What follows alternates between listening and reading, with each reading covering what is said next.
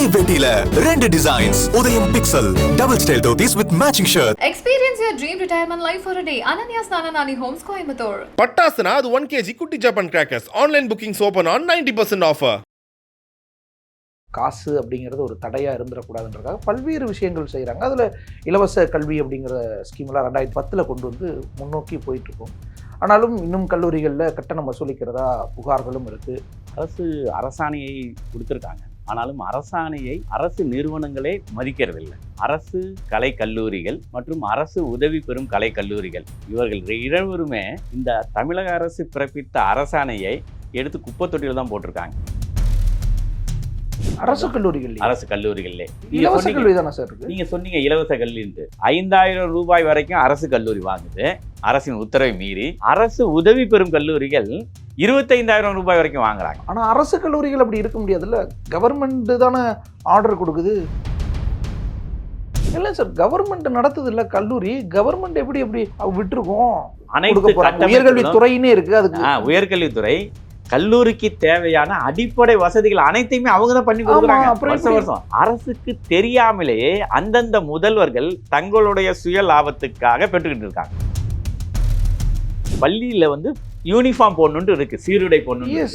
அது மிகப்பெரிய திட்டம், முக்கியமான திட்டம். அரசு கல்லூரியில எங்கேயாவது கல்லூரிகள்ல யூனிஃபார்ம் போடணும் எங்கேயா பாத்திருக்கீங்களா? அப்படி இல்லையே சார். அரசு கல்லூரிகள்லயே நீங்க யூனிஃபார்ம் போகணும், 3000 ரூபாய் கட்டணும் அப்படிங்கிற ஒரு இது. ஏன்னா 2000 3000 ரூபாய் எக்ஸ்ட்ரா கேட்கறாங்க. ஓ, யூனிஃபார்ம்னு சொல்லி அதுக்கு காசு வாங்குறாங்க. யூனிஃபார்ம் தைச்சு போட்டு வாங்கன்னு சொன்னா போதுமே, அப்புறம் எதுக்கு காசு?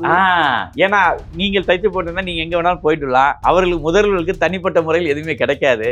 அந்த ஒரு காரணத்திற்காக அவங்க என்ன சொல்றாங்க, இந்த டெய்லர்கிட்ட போங்க, டோக்கன் தர அவங்ககிட்ட இவ்வளோ அமௌண்ட் கொடுங்க, அவங்க உங்களுக்கு யூனிஃபார்ம் தைச்சு கொடுவாங்க. இப்போ பெற்றோர் ஆசிரியர் கழகம் மூலியமாக ஒரு கொள்ளை, யூனிஃபார்ம் சீருடைங்கிற பேரில் ஒரு கொள்ளை. அடுத்ததாக பார்த்தீங்கன்னு வச்சிங்களேன், முன்னாள் மாணவர் சங்கம் அலுமினி, அதில் ஒவ்வொருத்தட்டையும் 500 ரூபா. ஒரு 1000 மாணவர் படிக்கிறாங்க, 500 ரூபா. படிச்சு முடிச்சு போறவங்கள்ட்டயா அட்மிஷன்லேயே வாங்கிடுறாங்க. அப்போ அரசால் நியமிக்கப்பட்ட இந்த கல்லூரி முதல்வர்கள் அரசுக்கே தெரியாம இது மாதிரி பின் வழியாக இது மாதிரி கொள்ளை எடுத்துட்டு இருக்காங்க. சார், அப்படின்னா அதை கண்காணிச்சு நடவடிக்கை எடுத்துருப்பா. ஏதோ ஒரு கல்லூரினா பரவாயில்ல, பரவலான்னு வேற சொல்றீங்க. அதுதான் உண்மை. அரசு கல்லூரியே எப்படின்னா அரசு உதவி பெறும் கல்லூரிகள். அரசு என்ன செய்யுதுன்னா வருடந்தோறும் அவர்களுக்கான நிதியை, மானியத்தை வழங்கி கொண்டே இருக்குது. கிட்டத்தட்ட ஒவ்வொரு அரசு உதவி பெறும் கல்லூரியிலும் 10 கோடியிலிருந்து 20 கோடி ரூபாய் வருடந்தோறும் பெற்று வராங்க. ஒவ்வொரு கல்லூரியும் ஆரம்பிப்பதற்கு முன்பாக அரசு நிலங்களை கொடுத்துருக்காங்க. இந்த அரசு உதவி பெறும் கல்லூரிகள் எல்லாமே ஆரம்பிக்கப்பட்டப்ப ட்ரஸ்ட்டில் தான் சொல்லியிருந்தேன். ஏற்கனவே ட்ரஸ்ட்டில் தான் ஆரம்பிக்கிறாங்கன்ட்டு. அப்போ இந்த 24,000 ரூபாய் இருக்குது பார்த்தீங்களா, இந்த 24,000 ரூபாய் எங்கே போகுது? அவர்களுக்கு தான் போகுது, அந்த ட்ரஸ்ட்டுக்கு தான் போகுது. மாணவர்கள்ட்ட அதிகப்படியாக கொள்ளடிக்கிறாங்க. 24,000 ரூபாய் அதிகமாக வாங்குறாங்க. இந்த 24,000 ரூபாய்க்கும் இன்கம் டேக்ஸ்லேருந்து பெனிஃபிட் கிடைச்சிருது அவங்களுக்கு. ஏன்னா ட்ரஸ்ட் அக்கௌண்ட்லேயே போகிறதுனால முதலீடாக பிஸ்னஸுக்கு, வணிகத்துக்கு இன்வெஸ்ட் பண்ணுறாங்க. அப்படி பண்ண முடியுமா சார்? உலக தமிழர்கள் அனைவருக்கும் வணக்கம். இன்றைய சிறப்பு நேர்காணலில் நம்மோடு இருக்கக்கூடியவர் ப்ரொஃபஸர் கதிரவன். வணக்கம் சார். வணக்கம் சார். கல்லூரிகள் தமிழ்நாட்டில் உயர்கல்வி அப்படிங்கிறது, பள்ளிக்கல்வியுமே கூட இலவசமாக கொண்டு வந்து அனைவருக்கும் கல்வி அப்படிங்கிறத நோக்கி நம்ம நகர்ந்துட்டு இருக்கோம். அதுலேயும் குறிப்பாக உயர்கல்வியிலையும் ஏழை மாணவர்கள், முதல் தலைமுறை பட்டதாரிகள் அவங்கெல்லாம் வந்து படிக்கணும். காசு அப்படிங்கிறது ஒரு தடையாக இருந்துடக்கூடாதுன்றதுக்காக பல்வேறு விஷயங்கள் செய்கிறாங்க. அதில் இலவச கல்வி அப்படிங்கிற ஸ்கீம்லாம் 2010 கொண்டு வந்து முன்னோக்கி போயிட்டுருக்கோம். ஆனாலும் இன்னும் கல்லூரிகளில் கட்டணம் வசூலிக்கிறதா புகார்களும் இருக்குது, வழக்குகளும் இருக்குது. இந்த விவகாரத்தில் என்ன உண்மை சார்? அரசாணையை கொடுத்துருக்காங்க. ஆனாலும் அரசாணையை அரசு நிறுவனங்களே மதிக்கிறதில்லை. அதுதான் உண்மை. இன்றைய அளவும் அரசு கலை கல்லூரிகள் மற்றும் அரசு உதவி பெறும் கலை கல்லூரிகள் இவர்கள் இருவருமே இந்த தமிழக அரசு பிறப்பித்த அரசாணையை எடுத்து குப்பை தொட்டியில் தான் போட்டிருக்காங்க. அதன் மீது மரியாதையோ இல்லை ஒப்புகையோ எதுவுமே கிடையாது. அதை மீறி தான் இன்றளவும் அரசு கல்லூரிகளே நடந்துகிட்டு இருக்கு. அரசு கல்லூரிகளே நீங்க சொன்னீங்க இலவச கல்வின்ட்டு. ஆனா ஒவ்வொரு கல்லூரியும் இன்னைக்கு பாத்தீங்கன்னா அரசு கல்லூரியே 1000 to 5000 ரூபாய் வரைக்கும் கல்வி கட்டணமாக பெற்று வந்துகிட்டே இருக்கிறாங்க. ஃப்ரீ ஆயிடுச்சு இல்லை சார், படிக்கலாம், எல்லாரும் படிக்கட்டும் அப்படின்னு. நீங்க இதற்கு நீங்கள் ஒன்றும் இல்லை, அந்த கல்லூரியோட இணையதளத்திலேயே பார்த்தா தெரியும் அவங்க ஃபீஸ் எவ்வளோ வாங்குறாங்கன்ட்டு கொடுத்துருப்பாங்க. இப்போ வந்து இங்கே சென்னையில் இருக்கின்ற மாநில கல்லூரியாக இருக்கட்டும், இல்லை நந்தனம் அரசு கல்லூரியாக இவர்களுடைய இணையதளத்திலே பார்த்தீங்கன்னா 1000 ரூபாய் 1075 மாநில கல்லூரி வாங்குறாங்க. இங்கே நந்தனம் கல்லூரியில் 1500 மேலே வாங்குறாங்க. விழுப்புரம் அரசு கலை கல்லூரியில் போனீங்கன்னா 4995 வாங்குறாங்க.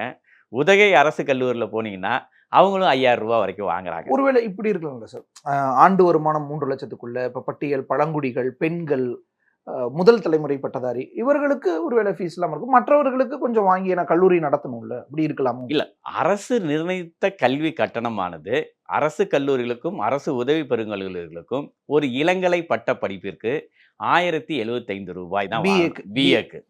இதே சயின்ஸ் போனீங்க, பிஎஸ்சி போனீங்கன்னா 1175 ரூபாய், இன்னொரு 100 ரூபாய் அதிகமா இருக்கும், அவ்வளவுதான். இதுதான் அரசு நிர்ணயித்திருக்கு. ஆனா இவர்கள் 5000 ரூபாய் வரைக்கும் அரசு கல்லூரி வாங்குது, அரசின் உத்தரவை மீறி. அரசு உதவி பெறும் கல்லூரிகள் 25000 ரூபாய் வரைக்கும் வாங்குறாங்க. இல்லை சார், இப்போ அதை அரசு உதவி பெறும் கல்லூரிகள்னா தனியார் நடத்தக்கூடியது, அரசோட உதவிகளை பெற்று. ஸோ அதை நம்ம அப்புறம் வருவோம். ஆனால் அரசு கல்லூரிகள் அப்படி இருக்க முடியாதுல்ல, கவர்மெண்ட் தானே ஆர்டர் கொடுக்குது. எஸ், நீங்கள் சொல்கிறது உண்மைதான். கவர்மெண்ட் தான் அரசாணை விதிக்குது இவ்வளோ தான் ஃபீஸ் வாங்கணுன்ட்டு. இதன் மீறி இவங்க எப்படி வாங்குறாங்கன்னா, பிடிஏ பெற்றோர் ஆசிரியர் கழகம், இந்த பெற்றோர் ஆசிரியர் கழகத்துக்கு மாணவர்களிடம் 50 ரூபாயிலிருந்து 3000 ரூபாய் வரைக்கும் வாங்குறாங்க. இதற்கு அரசின் எவ்வித அரசாணையே கிடையாது. அரசாணை போடவே இல்லை அரசு, அது ஒரு தனியார் இதுதான், ஒரு உதவி தானே அது. அது மாணவர்கள் 3000 ரூபாய், இது ஏதாவது ஒரு வகையில் கட்டுப்படுத்தணும் இல்லைங்களா? ஒரு கல்லூரியில் 50 ரூபா வாங்குறாங்க, ஒரு கல்லூரியில் 3000 ரூபா வாங்குறாங்க. இப்போ கடைசியாக பார்த்தீங்கன்னா, கடந்த வருஷம் அட்மிஷனில் பார்த்தீங்கன்னா இந்த மாநில கல்லூரி 200 ரூபாய் வாங்கிட்டு இருந்தாங்க.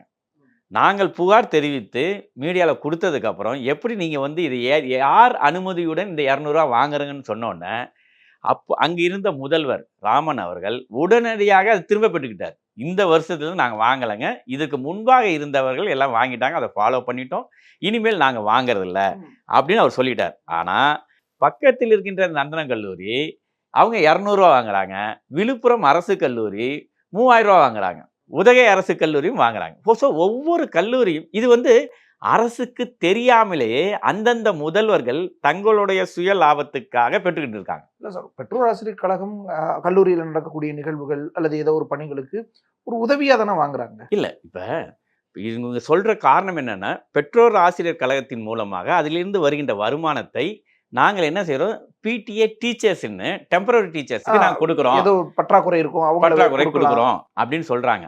ஆனால் அரசு தொடர்ந்து கடந்த 4-5 வருடங்களாக அந்த கௌரவ விரிவுரையாளர்கள் ஒவ்வொரு கல்லூரியிலையும் எவ்வளோ வேக்கன்சி இருக்குன்னு பார்த்துட்டு கௌரவ விரிவுரையாளர் நியமிக்கிறாங்க.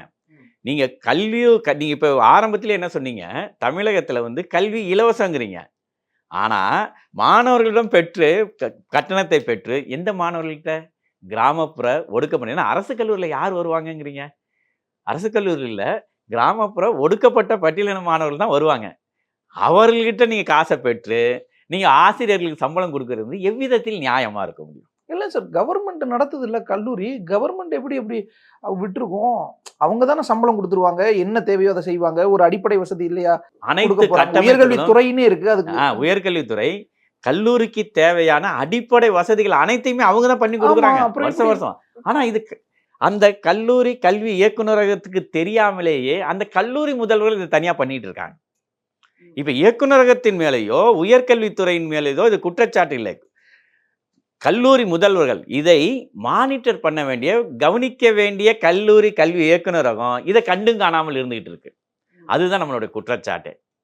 ஏன்னா இது மட்டும் கிடையாது, நீங்கள் பார்த்துருப்பீங்க, பள்ளி கல்வியில் பள்ளியில் யூனிஃபார்ம் போடணுன்னு இருக்கு, சீருடை போடணுன்னு இருக்கு, அது கம்பல்சரி திட்டம். ஆனா அரசு கல்லூரியில எங்கேயாவது கல்லூரிகள்ல யூனிஃபார்ம் போடணும்னு எங்கேயாவது பார்த்திருக்கீங்களா? அப்படி இல்லையே சார். ஒருவேளை இன்ஜினியரிங் காலேஜஸ்ல இந்த படிப்புகள்லாம் தொழிற்கல்வி படிக்கிறவங்க அப்படியான விஷயங்களுக்கெல்லாம். ஆனா அரசு கல்லூரிகள்லயே நீங்க யூனிஃபார்ம் போகணும், 3000 ரூபாய் கட்டணும் அப்படிங்கிற ஒரு இதை இளங்கலை பிஎஸ்சி பிஏ கலை அறிவியல் கல்லூரிகள் தான், பிஎஸ்சி தான், அங்கேயே யூனிஃபார்ம் போர்டுன்னு சொல்லி. எதுக்கு சார் சொல்ல போறாங்க? பில் இருக்கு, அந்த ரிசிப்டை வச்சிருக்கோம். ஏன்னா இதுல உதகை அரசு கல்லூரியில கடந்த 3 வருடங்களுக்கு முன்பாக மாணவர்களிடம் கேட்டு மாணவர்கள் போராடி அந்த கல்லூரி முதல்வர் மீது இயக்குநரகம் ஆக்ஷன் எடுத்தாங்க. அது மாதிரி நடந்திருக்கு. இன்றமும் இங்கே விழுப்புரம் பக்கத்தில் இருக்கின்ற ஒரு கல்லூரியில் யூனிஃபார்ம் போட்டுட்டு வந்தாங்கன்ட்டு மாணவர்கள் இந்த வருடம் போராட்டம் நடத்தினாங்க. அதை எதிர்த்து ஏன்னா 2000-3000 ரூபாய் எக்ஸ்ட்ரா கேட்குறாங்க. ஓ, யூனிஃபார்ம்னு சொல்லி அதுக்கு அவங்க அதுக்கு காசு வாங்குறாங்க. யூனிஃபார்ம் தைச்சு போட்டு வாங்கன்னு சொன்னா போதுமே, அப்புறம் எதுக்கு காசு? ஏன்னா நீங்கள் தைச்சு போட்டிருந்தா நீங்க எங்க வேணாலும் போயிட்டுலாம், அவர்களுக்கு முதல்வர்களுக்கு தனிப்பட்ட முறையில் எதுவுமே கிடைக்காது. அந்த ஒரு காரணத்திற்காக அவங்க என்ன சொல்றாங்க, இந்த டெய்லர்கிட்ட போங்க, டோக்கன் தரோம், அவங்ககிட்ட இவ்வளவு அமௌண்ட் கொடுங்க, அவங்க உங்களுக்கு யூனிஃபார்ம் தைச்சு கொடுவாங்க. அது ஒரு மாடல். ஸோ பெற்றோர் ஆசிரியர் கழகம் மூலியமாக ஒரு கொள்ளை, யூனிஃபார்ம் சீருடைங்கிற பேரில் ஒரு கொள்ளை. அடுத்ததாக பார்த்தீங்கன்னு வச்சிங்களேன், முன்னாள் மாணவர் சங்கம் அலுமினி, அதுல ஒவ்வொருத்தட்டையும் 500 ரூபா. ஒரு 1000 மாணவர் படிக்கிறாங்க, 500 ரூபா. படிச்சு முடிச்சு போறவங்கள்ட்டயா அட்மிஷன்லயே வாங்கிடுறாங்க. படித்து முடித்த கிடையாதுல்ல. முன்னாள் மாணவர் சங்கத்துக்கு அட்மிஷன் போடுறவங்கள்ட்ட எதுக்கு சார்? முன்னாள் மாணவர்கள் தான் கொடுக்கணும். ஆமா. ஆனா இவர்கள் முதல் வருடத்திலேயே ஃபீஸ் கட்டுறப்பே அந்த 500 ரூபா வாங்கிடுறாங்க. நீ எப்படி முன்னாள் மாணவரா தானே ஆக போற, முடித்து போறதுக்கு முன்பாக இப்பயே கொடுத்து வாங்கிடுறாங்க. ஸோ இதெல்லாம் பார்த்தீங்கன்னா ஒரு 5000 ரூபாய்க்கு வந்துருது. ஒடுக்கப்பட்ட மாணவர்களை எப்படி ஒரு 5000 ரூபாய் தர முடியும்? அரசு கல்லூரி நீங்க சொல்றீங்க, கல்லூரி ஃப்ரீன்னு சொல்றீங்க, இலவசம். முதல் தலைமுறை பட்டதாரி பெண்கள், புதுமை பெண் திட்டம், இந்த மாதிரி நிறைய திட்டங்கள் கொண்டு வராங்க. அது படிக்கணும்னு ஸ்காலர்ஷிப்ஸ் கொடுக்குறாங்க, மாச ஸ்டைஃபன்ஸ் கிடைக்குது. இதெல்லாம் எதுக்குன்னா, நான் ஃபீஸை இலவசமாக உனக்கு பண்ணிட்டேன், ஆனாலும் படிக்கிறதுக்கு புத்தகம் வாங்க வேண்டியிருக்கும், ஏதோ ப்ராஜெக்ட்ஸ் பண்ண வேண்டியிருக்கும், அதுக்கு நீ சப்போர்ட் இல்லாமல் போயிடக்கூடாது, அப்பயும் நீ படிக்கணுங்கிறதுக்காக தான் இந்த மாதிரியான திட்டங்கள், ஸ்காலர்ஷிப்ஸோ புதுமை பெண் திட்டம் மாதிரியான திட்டங்கள். இப்போ பசங்களுக்கும் தமிழ் புதல்வன் திட்டம் கொண்டு வராங்க. அப்போது இதெல்லாம் ஃபீஸை நினச்சி இப்போ ஃபீஸ் ஃப்ரீன்னு படிக்க வந்துட்டு வேற சிக்கல் உனக்கு ஆகிடக்கூடாது. பேருந்து கட்டணத்தையும் நான் பஸ் பாஸ் கொடுத்துட்டேன், பட் இருந்தாலும் ப்ராஜெக்ட்ஸுக்கு நோட்டு வாங்குறதுக்கு, புக் வாங்க, ஏதோ ஒரு செலவு வரும். அதுக்கு நீ இதை பயன்படுத்தி எப்படியா படிச்சு மேலே வான்னு கவர்மெண்ட் அவ்வளோ செய்யுது. ஆனா ஃபீஸே இன்னும் ஏதோ ஒரு வகையில வாங்கிட்டு இருக்காங்கன்றது. அரசு மாணவர்களுக்கு, கிராமங்களுக்கு பல்வேறு திட்டங்களை அறிமுகப்படுத்துறாங்க மாணவர்கள் முன்னேற்றணுங்கிறதுக்காக. ஆனா அரசால் நியமிக்கப்பட்ட அந்த கல்லூரி முதல்வர்கள் அரசுக்கே தெரியாம இது மாதிரி பின்வழியாக இது மாதிரி கொள்ளை எடுத்துக்கிட்டு இருக்காங்க. சார், அப்படின்னா அதை கண்காணிச்சு நடவடிக்கை எடுத்துருப்பா. ஏதோ ஒரு கல்லூரின்னா பரவலான்னு வேற சொல்றீங்க. அதுதான் உண்மை. ஏன்னு சொல்றேன்னா, இந்த கல்வி கட்டணத்திற்கு நீங்க சொல்றீங்களா, சீருடையாக இருக்கட்டும், இல்ல பிடிஏவா இருக்கு, பெற்றோர் ஆசிரியர் கழகமா இருக்கட்டும், இதற்கெல்லாமே ரிசிப்ட் கொடுக்குறாங்க. பில்லே கொடுக்குறாங்க. இல்லாம துண்டு சீட்ல எழுதிலாம் இல்ல, பில்லே கொடுக்குறாங்க. ஆனா அரசிடம் தணிக்கைக்கு போறாங்க பாத்தீங்களா, ஆடிட்டுக்கு போறப்ப இது எதுவுமே காமிக்கிறது இல்ல. ஓகே, அரசு என்ன நிர்ணயித்ததோ அந்த கட்டணத்துக்கான அந்த ரசீதை மட்டும்தான் தணிக்கைக்கு காட்டுறாங்க. ஸோ வர தணிக்கையாளரும் ஆடிட்டரும் என்ன செய்யறாரு, அதை மட்டும் பார்த்துட்டு சரியா இருக்கு அப்படின்ட்டு போயிடுறாரு. இந்த மற்ற இதெல்லாம் முதல்வரே தனது கட்டுப்பாட்டில் வைத்து அவரே செலவு பண்ணிட்டு இருக்காரு. இதுதான் அரசு கல்லூரிகளில் முழுமையாக நடக்குது. அதனால எங்களோட கோரிக்கை என்னன்னா, இந்த கல்லூரி கல்வி இயக்குநரகம் இதை ஒரு நீங்க ஃபிக்ஸ் பண்ணுங்க. பெற்றோர் ஆசிரியர் கழகத்துக்கு பணம் வாங்கணுமா, இது மாதிரி தேவைப்படுதுன்னா நீங்க தமிழகம் முழுக்க ஒரே அமௌண்ட்டை ஃபிக்ஸ் பண்ணுங்க. சார், அப்படி ஃபிக்ஸ் பண்ண முடியாது, ஒரு நன்கொடை தானே, அது எப்படி ஃபிக்ஸ் பண்ண முடியும்? இப்ப நன்கொடை கட்டாயம்னா டியூஷன் ஃபீஸ் இப்ப ஃப்ரீன்னு நம்ம ஏன் அறிவிக்கிறோம்? ஏன்னா நான் அது கவர்மெண்ட் ஃபீஸ் கொடுக்குது உங்களுக்கு, நீங்க படிங்கன்னு சொல்லிட்டு தான். பெற்றோர் ஆசிரியர் கழகங்கிறது அது ஒரு உதவிக்கான ஒரு அமைப்பு, ஒரு தன்னார்வ அமைப்பு தான். அதுதான் சொல்றேன். அதுக்கு மினிமம் இதோ இல்ல ஏதோ வைக்க முடியாது. அதுதான் உயர்கல்வித்துறை நன்கொடையை எதிர்பார்த்து இருக்குங்களா? தமிழகத்துல பட்ஜெட்டுக்கு எத்தனையோ 1000 கோடி, நமக்கு லட்சங்கள் கோடி போறோம். இந்தியாலேயே நம்ம தான் அதிகமா கல்வி கொடுக்குறோம். அப்படி இருக்கின்ற சூழ்நிலையிலும் இந்த நன்கொடையை எதிர்பார்த்து தான் அரசு உயர்கல்வித்துறை இயங்குகிறதா? சார், ஒருவேளை சார் இப்படி இருக்கலாமோ, எல்லா மாணவர்களுக்கும் இப்படி இருக்காது. இந்த 2010 கொண்டு வந்த அந்த ஸ்கீம், எல்லோருக்கும் இலவச கல்வி, அந்த திட்டத்தின் கீழே ஒருவேளை மாணவர்கள் போறாங்க, அந்த கிரைட்டீரியாஸ்ல ஆண்டு வருமானம், அந்த லிமிட், முதல் தலைமுறை பட்டதாரியோ அல்லது என்ன அவங்களுக்கு ரிசர்வேஷன் இருக்கோ அந்த அடிப்படையில் போகக்கூடிய மாணவர்கள், அந்த திட்டத்தின் கீழே போகக்கூடிய மாணவர்களுக்கு ஒருவேளை இதெல்லாம் இல்லாமல் இருக்குமோ? அப்படி எதுவுமே கிடையாது.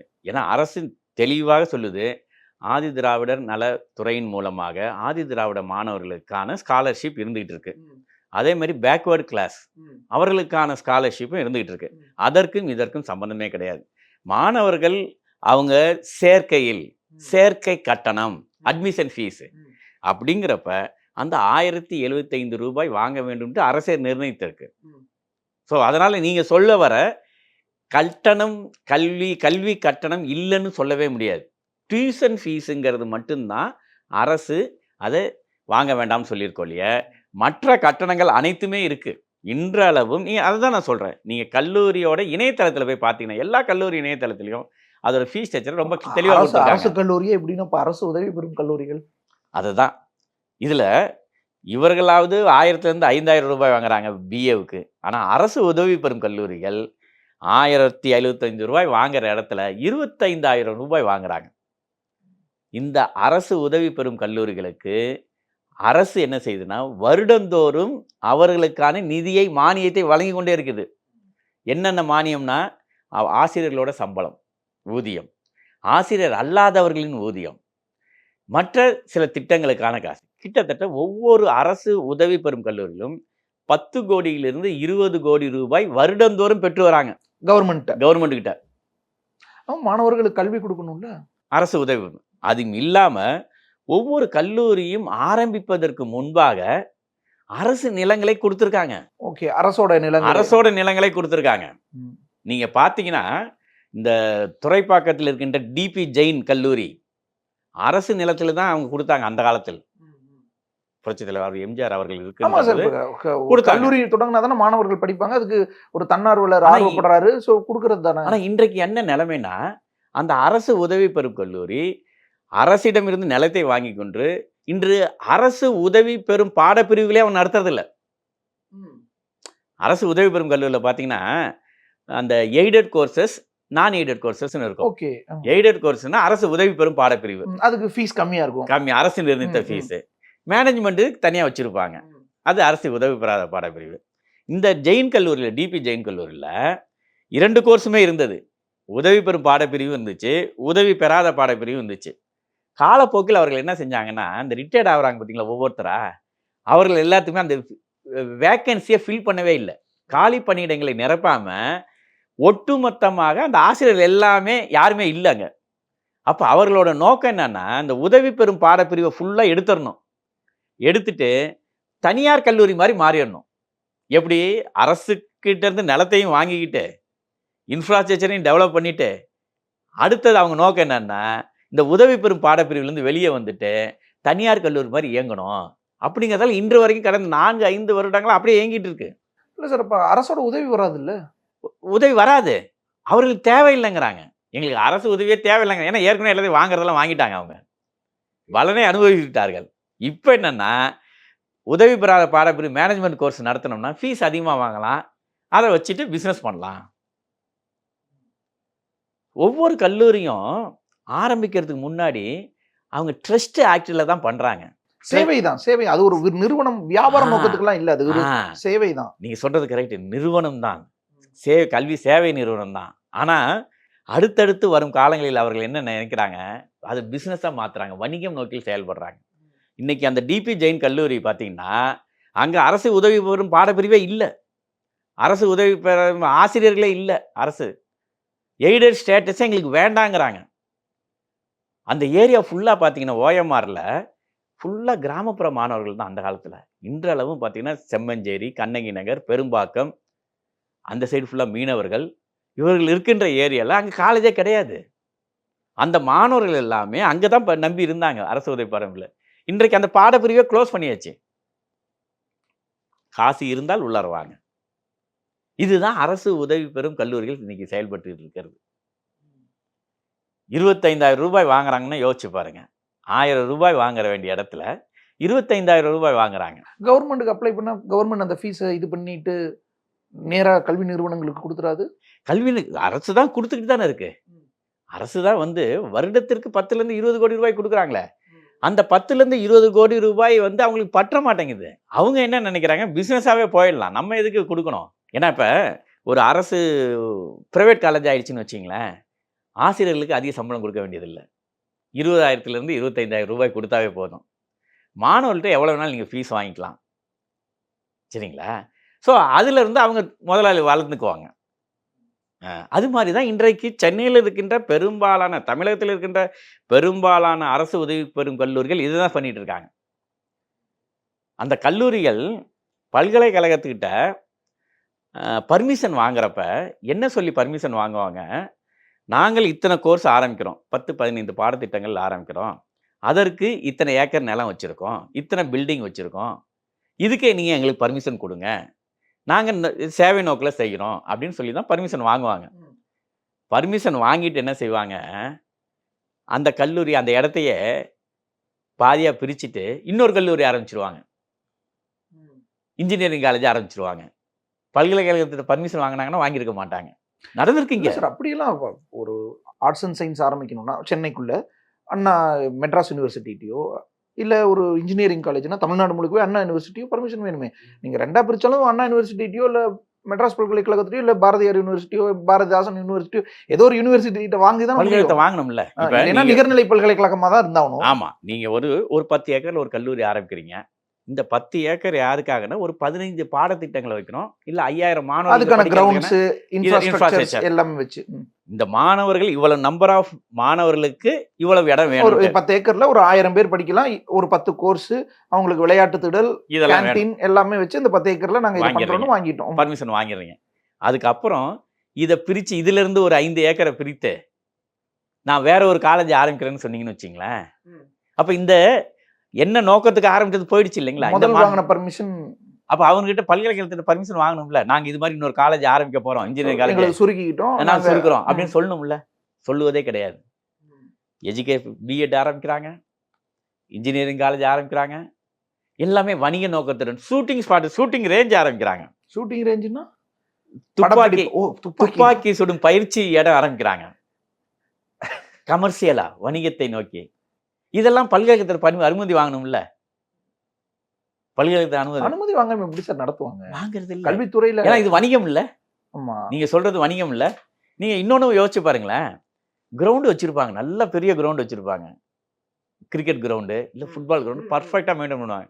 அதுக்கு முன்னாடி ஒரு போர்டு வச்சிருப்பாங்க, மெயின்டெனன்ஸ் பைன்ட்டு. ஏன்னா அந்த கிரவுண்டை வாடகைக்கு விட்டுருப்பாங்க, லீஸுக்கு விட்டுருப்பாங்க, 5 வருடங்கள் 10 வருடங்கள்ட்டு ஒரு கம்பெனிக்கு. அந்த காலேஜ் பசங்க விளையாட முடியாது. என்ன சார், காலேஜுக்குள்ள இருக்கிற கிரவுண்டு பசங்க விளையாடுறதுக்கு தானே சார்? அதுதான் நீங்க நேரில் பார்க்கலாம். அங்கேயாச்சு இங்கே வேளச்சேரியில் இருக்கின்ற கல்லூரியில் போனீங்கன்னா முன்னாடி கல்லூரி என்ட்ரன்ஸில் பார்த்தீங்கன்னா நல்ல ஒரு பெரிய கிரவுண்டு இருக்கும். ஆனால் அந்த கிரவுண்டு அந்த மாணவர்கள் யூஸ் பண்ண முடியாது. அதை அக்ரிமெண்ட் போட்டு மாணவர்களுக்கு இல்லாமல் ப்ரைவேட்டில் இருக்கவங்க தான் அதை யூஸ் பண்ணிட்டு இருப்பாங்க. அதுதான் நடக்குது. அதே மாதிரி பாருங்களேன், நீங்களே பாருங்களேன், கல்லூரிகள் காம்பவுண்ட் சுவரை சுற்றி அட்வர்டைஸ்மெண்ட்டு, வணிக வளாகங்கள், கடைகள்லாம் கட்டி வாடகை விட்டுருப்பாங்க. இதற்கு யார் பர்மிஷன் கொடுத்தது? நீங்கள் ஆரம்பிக்க பல்கலைக்கழகத்தை கேட்டப்ப நாங்கள் இத்தனை டிகிரி கொடுக்குறோம், இதற்கு இந்த இடத்துல நாங்கள் யூஸ் பண்ணுறோம் அப்படின்னு தான் சொல்லி வாங்கியிருப்பீங்க. அதை வணிகமாக மாத்திரப்ப பல்கலைக்கழகத்தில் பர்மிஷன் வாங்கணுமா இல்லையா? வணிக வளாகங்கள் கட்ட வணிக வளாகங்கள் உங்களுக்கு வணிக வளாகங்கள் கட்டுவதற்கு அங்கே அனுமதி கிடையாது. ஏன்னா அந்த இடமானது முழுக்க முழுக்க மாணவர்களுக்கானது. அப்படிதான் நீங்கள் பர்மிஷன் வாங்குறீங்க. அதில் எந்த டீவியேஷன் பண்ணுனாலும் நீங்கள் பல்கலைக்கழகத்திட்ட பர்மிஷன் வாங்கணும். ஆனால் எந்த இதுவுமே வாங்குறது கிடையாது. நடவடிக்கை எடுப்பாங்கல்ல அப்படி ஒருவேளை வாங்கலைன்னா? அதுதான் தவறு. அதுதான் நடந்துக்கிட்டே இருக்கு. எந்த எதுலையுமே நடவடிக்கை எடுப்பதில்லை. ஏன்னா ஒவ்வொரு கல்லூரியும் அவர்கள் கல்லூரி அனுமதி வாங்குறப்ப கவர்மெண்ட் ஜிஓ போடுவாங்க. தமிழக அரசு உயர்கல்வித்துறை ஒரு அரசாணை வெளியிடும். அந்த அரசாணையில் இவர்கள் இவ்வளவு மாணவர்கள் இவ்வளவு பாடப்பிரிவுகளுக்கு ஒதுக்கப்படுகிறார்கள், இவ்வளவு இடத்துக்கு இவ்வளவு பில்டிங், இது எல்லாமே கிளீனாக சொல்லியிருப்பாங்க. மற்றும் இந்த கல்வி கட்டணத்தை மீறி வேற எதுவுமே வாங்கக்கூடாதுன்னு சொல்லியிருப்பாங்க. இதை எதுவுமே இந்த அரசு உதவி பெறும் கல்லூரிகள் இன்று வரை பண்றதில்லை. கல்வி கட்டணம் தருகிறது கிடையாது. வணிக நோக்கில் எல்லாமே இருந்துகிட்டு இருக்கு பெரும்பாலான அரசு உதவி பெறும் கல்லூரிகள். எல்லா அரசு உதவி பெறும் கல்லூரிகளும் சொல்லலை. இப்போ பச்சைப்பன் கல்லூரி இருக்கு, அவர்களுக்கு அரசு நிர்ணயித்த அதே கட்டணம் தான் வாங்கிட்டு இருக்காங்க. விவேகானந்தா கல்லூரி இருக்கு, அரசு நிர்ணயித்த அந்த 1075 ரூபாய் தான் வாங்குறாங்க. அவர்களும் கல்வி தரத்தோடு தான் இருக்காங்க, மாணவர்களை உருவாக்கிட்டு தான் இருக்கிறாங்க. ஏன் இதை மற்ற இதெல்லாம் கவனிக்கிறது இல்லை? ஏன் அரசு இதை கண்டுக்காமல் இருக்கின்றது? இந்த அரசு உதவி பெறும் கல்லூரிகள் எல்லாமே ஆரம்பிக்கப்பட்டப்ப ட்ரஸ்ட்டில் தான் சொல்லியிருந்தேன், ஏற்கனவே ட்ரஸ்ட்டில் தான் ஆரம்பிக்கிறாங்கன்ட்டு. இந்த ட்ரஸ்ட்டில் அவங்களுக்கு என்னென்னா இந்த டேக்ஸ் பெனிஃபிட் அவங்களுக்கு உண்டு, இன்கம் டேக்ஸ் மூலியமாக அவர்களுக்கான சலுகைகள் உண்டு, அது இருந்துக்கிட்டே இருக்குது. இப்போ இவங்க என்ன செய்கிறாங்க, 1000 ரூபாய் வாங்க வேண்டிய இடத்தில் 25,000 ரூபாய் வாங்குறாங்க. அப்போ இந்த 24,000 ரூபாய் இருக்குது பார்த்தீங்களா, இந்த 24,000 ரூபாய் எங்கே போகுது? அவர்களுக்கு தான் போகுது, அந்த ட்ரஸ்ட்டுக்கு தான் போகுது. மாணவர்கள்ட்ட அதிகப்படியாக கொள்ளடிக்கிறாங்க. 24,000 ரூபாய் அதிகமாக வாங்குறாங்க. இந்த 24,000 ரூபாய்க்கும் இன்கம் டேக்ஸ்லேருந்து பெனிஃபிட் கிடைச்சிருது அவங்களுக்கு. ஏன்னா ட்ரஸ்ட் அக்கௌண்ட்லேயே போகிறதுனால. சரிங்களா? இந்த 24,000 ரூபாய் வாங்குறாங்கன்னா ஒவ்வொரு மாணவர்கிட்டையும் இவ்வளோ வாங்கி வருடத்திற்கு கிட்டத்தட்ட மினிமம் ஒரு 4லிருந்து 8 கோடி ரூபாய் வரைக்கும் மாணவர்கள்கிட்ட கொள்ளையடிக்கிறாங்க கல்வி கட்டணங்கிற பேரில். அதே போல் இந்த 8 கோடி ரூபாய்க்கு இன்கம் டேக்ஸ்லையும் அவர்களுக்கு சலுகை கிடைக்குது. இந்த பணத்தை வாங்கி இவர்கள் என்ன செய்கிறாங்க, இவர்களோட முதலீடா பிஸ்னஸுக்கு வணிகத்துக்கு இன்வெஸ்ட் பண்ணுறாங்க. அப்படி பண்ண முடியுமா? எப்படின்னா சொல்கிறேன்னா, இந்த 24,000 ரூபாய் வாங்குற 3-4 பில்லாக வாங்குறாங்க ரிசிப்ட்டு. இது எல்லாமே ஒரு அக்கௌண்ட்டில் பேங்க்கில் டெபாசிட் பண்ணுறாங்க. இவர்களுக்கு எந்த வங்கி சலுகை அளிக்கிறதோ அந்த வங்கியில் போய் டெபாசிட் பண்ணுறாங்க. ஃபேவராக இருக்கிறவங்ககிட்ட போய் பண்ணுறாங்க, டெபாசிட் பண்ணுறாங்க. டெபாசிட் பண்ணிவிட்டு இந்த கல்லூரி செயலாளர்கள் இருக்காங்க பாருங்கள், செக்ரட்டரிஸ்ன்னு சொல்கிறோம் பார்த்தீங்களா, அவர்கள் அவர்கள் நடத்தும் வணிகத்துக்கு பிஸ்னஸுக்கு இந்த பேங்க்லேயே லோன் வாங்குறாங்க. அது தனி இது தனி இல்லை. இவங்க இந்த டெபாசிட்ட பேரில் தான் அவங்க லோன் வாங்குறாங்க. ஏன்னா இத்தனை கோடி ரூபாய் நான் டெபாசிட் பண்ணுறேன், நீ எனக்கு தனியாக லோன் கொடு, அந்த லோனுக்கு எனக்கு வட்டி கம்மியாக கொடுங்குறாங்க. இப்போ நீங்களும் நானும் போனுச்சுன்னா 8% இல்லைனா 15% அந்தந்த ஸ்கீமுக்கு தகுந்த மாதிரி. ஆனால் இவர்கள் டெபாசிட் நான் இங்கே வச்சுருக்கேன், இந்த கல்லூரி டெபாசிட்டை நான் போட்டு வச்சுருக்கேன், அதனால் எனக்கு என்னோட பர்சனல் லோனுக்கு என்னோட பிஸ்னஸுக்கு நீ இன்ட்ரெஸ்ட் கம்மியாக கொடு அப்படின்னு சொல்லி அது மாதிரி வாங்கிட்டு இருக்காங்க. பிஸ்னஸ் பண்ணிகிட்டு இருக்காங்க ஒவ்வொரு கல்லூரியும். இதுதான். அப்போ அவர்கள் ஷோரூம் வைக்கிறாங்க, பைக் ஷோரூம் வச்சுருக்காங்க, கார் ஷோரூம் வைக்கிறாங்க. அது மாதிரி நிறுவனங்களுக்கு இந்த கல்லூரியை காமிச்சு அவங்க லோன் வாங்கி பண்ணிகிட்டு இருக்காங்க. இது ஒன்று. இது அடுத்தது இன்னும் பார்த்தீங்கன்னா எப்படி எது மாதிரி கட்டணங்கள் வாங்குறாங்கன்னு பார்த்தீங்கன்னா, ஒன்று நீங்கள் பார்த்தீங்கன்னா சிரிப்பீங்க. கொரோனா காலத்தில் கல்லூரியிலே நடக்கலை, உங்களுக்கு தெரியும், ஆன்லைனில் தான் நடந்துச்சு. ஆன்லைனில் தான் இருந்துச்சு. ஆனால் அந்த டைமில் 2,000 ரூபாயிலேருந்து 5,000 ரூபாய் வரைக்கும் ஃபீல்டு ட்ரிப்புக்கு போகணுன்னு காசு வாங்கினாங்க. ஃபீல்டு ட்ரிப்பா சார்? எஜுகேஷன் டூர்னு சொல்லுவோம் பார்த்தீங்களா, ஹைவி. S, industrial visit. ஆனா இதுவே இல்லைங்கும் போது, கிளாஸுக்கே போக முடியலைங்கும் போது எப்படி ஃபீல்ட் ட்ரிப் போவாங்க? பில்லு கொடுத்துருக்காங்க, கட்டணம் வாங்கியிருக்காங்க. இது மாதிரி பல்வேறு கட்டத்தில் இப்போ தமிழக அரசு நான் ஒருவேளை ஃபீஸை பெருசா வாங்கிட்டு அதுக்கு என்னென்ன காரணம் சொல்ல முடியுமோ அப்படி ஒருவேளை இது மேபி அது அவர்களுக்கு தான் வெளிச்சம். இதுக்கெல்லாம் என்ன சார் ஆதாரம்? எல்லாத்துக்குமே ரிசிப்ட் இருக்குங்க. அவங்க ரிசிப்ட் தான் கொடுத்துருக்காங்க. கல்லூரியில் ரிசிப்ட் கொடுத்துருக்காங்க, அந்த மாணவர்கள் சப்மிட் கொடுத்துருக்காங்க. நடவடிக்கை சரி, ஓகே, உயர்கல்வித்துறையில் எடுக்கல, யூனிவர்சிட்டிஸ் எடுக்கலைன்னா ஆசிரியர்களோ இல்லை மாணவர்களோ நீதிமன்றத்தை நாடலாம்ல, அந்த வாய்ப்புகள் இருக்கும்ல. கண்டிப்பாக. இப்போ நாங்கள் தாழ்ந்திருக்கின்ற சங்கம் மூலியமாக நாங்கள் கல்லூரி கல்வி இயக்குநரகத்தை போய் ஒவ்வொருத்தரையும் அணுகி இது மாதிரி அடிக்கிறாங்க, இதை ஸ்ட்ரீம்லைன் பண்ணுங்க அப்படின்னு சொன்னாலும் அவர்கள் மௌனம் காத்துக்கிட்டே இருக்கிறாங்க. இதுல போய் புகார் அளித்தும் நடவடிக்கை எடுக்கல, தொடர்ந்து நடவடிக்கை எடுக்கல. ஏன்னா இந்த ஃபீஸ் பார்த்தீங்கன்னா சில கல்லூரிகள் நீங்கள் பார்த்தா சிரிப்பீங்க, சில கல்லூரிகள் மதுரைக்கு பக்கத்தில் இருக்கிற ஒரு நாடார் வெள்ளை நாடார் கல்லூரி, அவர்கள் என்ன 3 வருடத்திற்கும் சேர்த்து ஒரே மாதம் இப்பயே ஃபீஸ் கட்டுங்கிறாங்க. முதல்லயே 3 வருஷத்துக்கும் சேர்த்த கல்வி கட்டணத்தை ஆரம்பத்திலே கட்டுங்கிறாங்க. அப்படிலாம் இது கிடையாது சார், நடந்துக்கிட்டு இருக்குங்க. இது நடந்துகிட்டு இருக்கு, வெளி உலகத்துக்கு இது வர வேண்டுங்கிறத நாம பேசிட்டு இருக்கோம். ஏன்னா மதுரையில் சில இயக்கங்கள் இதுக்காக போராடிட்டு இருக்காங்க. அது மதுரையிலேருந்து சென்னைக்கு வரல. இது மாதிரி கட்டணம் உங்களை போன்ற ஊடகம் மூலியமா இது வெளியே கொண்டு வரணும் தான். எக்ஸாமினேஷன் ஃபீஸ்னு ஒன்று இருக்கு. நவம்பர் எக்ஸாம்னா அதுக்கு முன்பாக ஒரு 15 நாளைக்கு முன்னாடி கட்டினா போதும். அப்படிதான். எஸ். ஆனால் இங்கே அப்படி கிடையாது.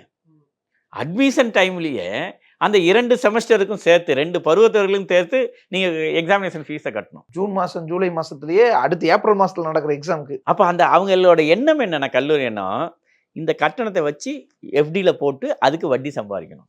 ஓகே, முழுக்க வணிகத்தை நோக்கி. இதற்கு தான் என்ன செஞ்சாங்க, அங்கே அந்த கல்லூரியில் படித்த முன்னாள் மாணவர்கள் வழக்கு தொடர்ந்தாங்க உயர்நீதிமன்றத்தில். என்னன்னு சொல்லிட்டாங்கன்னா, எங்ககிட்ட நாங்கள் கல்லூரியில் சேரும்போது எங்களுக்கு அந்த புரிதல் இல்லை, இவ்வளோ தான் கல்வி அரசு நிர்ணயித்தது, ஆனால் கல்லூரி எங்கள்கிட்ட இவ்வளோ தான் கட்டணும்னு சொல்லி அதிகப்படியான கட்டணத்தை வாங்கிட்டாங்க, அதனால் அந்த அதிகப்படியான கட்டணத்தை நீங்கள் திருப்பி வழங்க வேண்டும் என்று உயர்நீதிமன்றத்துக்கு போனாங்க. ஓகே, உயர்நீதிமன்றம் என்ன சொன்னிச்சு, கல்லூரி கல்வி இயக்குநரகத்தில் இருக்கின்ற அந்த ஆர்ஜேடி ரீஜனல் ஜாயின்ட் டைரக்டர் என்பவர்கிட்ட போய் நீங்கள் போய் இந்த கல்லூரியை போய் விசாரணை பண்ணி அதில் உண்மை என்றால் நீங்கள் அதை பணத்தை திருப்பி வாங்கி கொடுங்க அப்படின்னு சொன்னிச்சு. உத்தரவு பிறப்பித்தாங்க. ம். இந்த ஆர்ஜேனி ரீஜனல் ஜாயின்ட் டைரக்டர் அவர்களும் நேராக போனாங்க கல்லூரிக்கு. போயிட்டு வந்து ரிப்போர்ட் கொடுத்தாங்க. ஆமாம், இந்த கல்லூரி அதிகமாக பண்ணிருக்கு, நாங்கள் திருப்பி கொடுக்க சொல்லியிருக்கோம், ஆனால் கொடுக்கவில்லை அப்படிங்கிறதோட முடிச்சுக்கிட்டாங்க. கேஸ் முடிஞ்சிச்சு. கேஸ் முடியல, கேஸ் நடந்துக்கிட்டு இருக்கு. Okay okay. இதில் என்ன எதை நாங்கள் குறிப்பிட்டு சொல்லணும்னா, இந்த கல்லூரி கல்வி இயக்குநரகம் தான் இதை மானிட்டர் பண்ணணும். அவங்க அதிகப்படியாக பெற்றிருந்தாங்கன்னா அவங்க மேலே கேஸ் ஃபைல் பண்ணணும். ஏன்னா அதுக்கு ப்ரொவிஷன் இருக்குது. தமிழ்நாட்டில் வந்து 92லயே வந்து capitation fee act, provision of capitation act, prevention of capitation fee ஆக்ட்னு கொண்டாந்தாச்சு. அதன்படி அவர்களுக்கு குற்ற தண்டனை மூலமாக அவர்களை அரெஸ்டே பண்ணணும். ஆனால் இது கண்டுக்கவே இல்லாமல் இருக்கிறாங்க இன்றைக்கு. அவங்களும் கண்காணிக்கல, கோர்ட்டு சொல்லியும் போய் விசாரிச்சுட்டு வந்து ஆமாம்மா தப்பு தான் பண்ணிட்டாங்க, சொல்லியிருக்கோம் கொடுக்க சொல்லினா அவ்வளோதான் முடிஞ்சிச்சு. இது போல தான் இந்த கல்வி இயக்குநரகம் இருந்து கொண்டே இருக்கின்றது, கண்டும் காணாமல். நீங்கள் கேள்விப்பட்டிருப்பீங்க, கிட்டத்தட்ட அண்ணா பல்கலைக்கழகத்தின் கீழ் இருக்கிறது கிட்டத்தட்ட 500க்கு மேற்பட்ட கல்லூரிகள் இருக்கு, இன்ஜினியரிங் காலேஜ். இந்த 500 காலேஜுக்கும் ஒரே கவுன்சிலிங் தான் நடக்குது. ஆமாம். ஆனால் அரசு கல்லூரியில் அப்படி நடக்குதா பாருங்க. அது பல பல்கலைக்கழகங்களா இருக்குல்ல. இல்லை, அதுவும் அப்படிதான். பல்கலைக்கழகங்கள் எப்படி தானே, இந்த கல்லூரி கல்வி இயக்குநரகத்தை தான் எல்லா கல்லூரியும் இருக்கு. ஆமா, அதுக்கு கீழே தான் எல்லா கல்லூரிகளும் பல்கலைக்கழகங்கள் எல்லாம். அட்மிஷன் போட வேண்டியது இவர்களோட இதுதான். அரசு உதவி பெறும் கல்லூரிகள் இந்த ஃபீஸ் இது வந்து பார்த்தீங்கன்னா, அட்மிஷனை அண்ணா யூனிவர்சிட்டியால் 500 காலேஜ் பண்ண முடிகிறப்ப ஏன் கல்லூரி கல்வி இயக்குநரகத்தால் பண்ண முடியல? இல்லை, இது ஆர்ட்ஸ் அண்ட் சயின்ஸ் காலேஜ்ன்றது நிறையா இல்லை. நிறைய இல்லையே, 162 காலேஜ் தானே சொல்கிறோம். 173 காலேஜ் அரசு கல்லூரியும், அரசு உதவிகளும் வேறு 173 தானே. நம்ம தனியார் கல்லூரிகளுக்கே போல. இதெல்லாம் இப்போ வரைக்கும் பேசுனது தனியார் காலேஜே கிடையாது, தனியார் கல்லூரியே பேசல. அது 1200 கல்லூரி இருக்கு. அரசு உதவி பெறும் அரசு கல்லூரி, அரசு கல்லூரி தான் இதைதான் பேசுறோம். இதுவே இவ்வளவு பிரச்சனை, இதுவே 350 தான் மொத்தமா அதிகம் தான் இருக்கு. அப்ப என்ன நினைக்குதுன்னா, இதுல இருக்கிற பின்னாடி இருக்கின்ற சூழ்நிலை பாருங்க. +2 ரிசல்ட் வந்த உடனேயே இந்த அரசு உதவி பெறுங்கள் எல்லாம் அட்மிஷன் ஆரம்பிச்சிருவாங்க. அடுத்த 10 நாள்ல முடிஞ்சிடும். ஏப்ரல் மாதம் ரிசல்ட் வந்துச்சுன்னா ஏப்ரல் 15க்குள்ளார முடிச்சிடுவாங்க. ஜூன் மாதம் காலேஜ் ஆரம்பிச்சிடுவாங்க. ஆனால் அரசு கல்லூரியில் எப்போ அட்மிஷன் ஆரம்பிக்கும்? ஜூலையில் தான் ஆரம்பிக்கும். அங்கே ஃபில் ஆகிட்டு. அப்போ இது என்ன கொடுமை பாருங்க.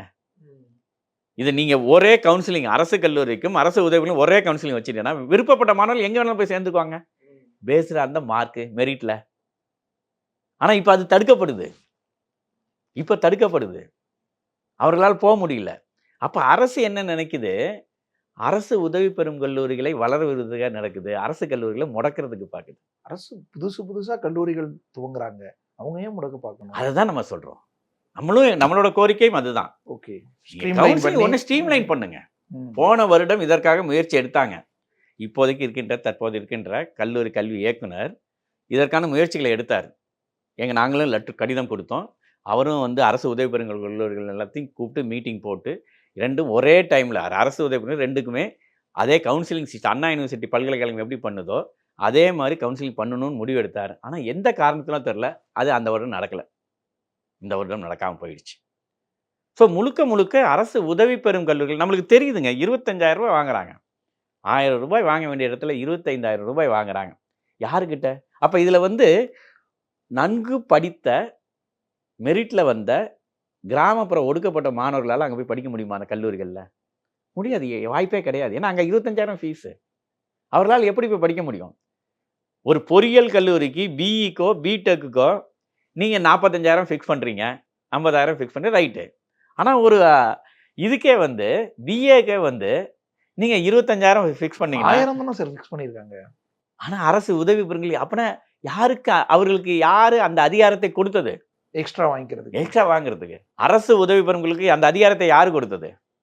அரசுகிட்ட பர்மிஷனே வாங்காமல், பல்கலைக்கழகத்திலே எந்த வித பர்மிஷனும் வாங்காமல் அவர்கள் தன்னிச்சையாக செயல்படுத்துவதற்கு யார் அதிகாரத்தை கொடுத்தது?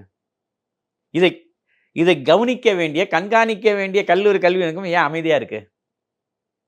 இதுதான் அவங்க பார்க்கணும். நம்மளோட கோரிக்கை அதுதான். ஸ்ட்ரீம்லைன் பண்ணுங்க, ரெகுலரைஸ் பண்ணுங்க. நீங்கள் எவ்வளவோ திட்டங்கள் கொடுக்குறீங்க மாணவர்களுக்காக. இலவச சாப்பாடு கொடுக்குறீங்க, கணினி கொடுக்குறீங்க, நான் முதல்வங்கிற ஸ்கீமில் கொடுக்குற நல்ல திட்டங்கள் எல்லாத்தையும் வரவேற்கின்றோம். ஆனால் அதோட இதையும் கவனிங்க. மாணவர்களிடம் எந்த கல்லூரியிலும் நாங்கள் கல்வி கட்டணம் வாங்க மாட்டோம், அப்படின்னு டிக்ளேர் பண்ணுங்க. அந்த கட்டணத்தை வாங்குற கல்லூரிகளுக்கு நாங்கள் திருப்பி அளிக்கின்றோம் அப்படின்னு டிக்ளேர் பண்ணுங்க அரசு. இது செய்தாவே பெரும் உதவியாக இருக்கும் மாணவர்களுக்கு. ஏன்னா எல்லா மாணவர்களுக்கும் சீட்டு கிடைக்கிறது இல்லைங்க. கிட்டத்தட்ட பார்த்தீங்கன்னா தமிழகத்தில் +2 முடிச்சுட்டு வரவங்க ஒரு 9லேருந்து 10 லட்சம் மாணவர்கள் வராங்க. இந்த 10 லட்சம் மாணவர்களும் கவர்மெண்ட் காலேஜில் கிடைக்குமானா கிடைக்காது. ஏன்னா சீட்டு கவர்மெண்ட் காலேஜில் இருக்கிற எண்ணிக்கையே வந்து ஒரு 1.5 லட்சம் 2 லட்சம் தான் இருக்கும். அரசு உதவி வருங்களில் இன்னொரு 1.5 லட்சம் இருக்கும், 3 லட்சம் தான் இருக்கும். மிச்சம் இருக்கிற இந்த 5 லட்சம் மாணவர்கள் எங்கே போவாங்க? அவங்க மேனேஜ்மெண்ட் கோர்ஸுக்கு தான் போயாகணும். மாலை நேர வகுப்புகளுக்கோ இல்லை செகண்ட் ஷிஃப்ட்டுக்கோ இல்லை தனியார் கல்லூரிகளுக்கோ போகணும். அப்போ அவர்களால் எவ்வளோ ஃபீஸ் கட்ட முடியும்? அவர்கள் சேமிப்புங்கிறதே கிடையாது இன்றைக்கு. அந்த அவர்கள் சேமித்து வைத்த நகையோ எதையோ அடகு வச்சுருக்கோம் மாணவர்களை சேர்க்குறாங்க. இது மாதிரி ஒரு சூழ்நிலையை தமிழகம் இப்போ கண்டுகிட்டு இருக்கு. அதனால் எங்களோட கோரிக்கை அரசு இதற்கு செவிசாய்த்து உடனடியாக அடுத்து வருகின்ற அகாடமிக் இயர் அதில் வந்து எல்லா கல்லூரிகளுக்கும் சுற்றறிக்கை அனுப்பிச்சு இதை கம்பல்சரி நீங்கள் மானிட்டர் பண்ணணும், ஃபாலோ பண்ணணும். அப்படி இல்லை என்றால் உங்கள் கல்லூரியின் அங்கீகாரத்தை ரத்து செய்யணும்னு சொல்லணும் கல்லூரிகளுக்கு. இதுதான் எங்களோட கோரிக்கை. நன்றி சார், உங்களுடைய பகிர்ந்து நன்றி. நன்றி, வணக்கம். ஒரே வேட்டியில 2 டிசைன்ஸ் உதயம் pixel double style dhotis with matching shirt. Experience your dream retirement life for a day. Ananya Snananani Homes, Coimbatore. பட்டாசுனா அது 1 kg குட்டி Japan crackers. Online bookings open on 90% offer.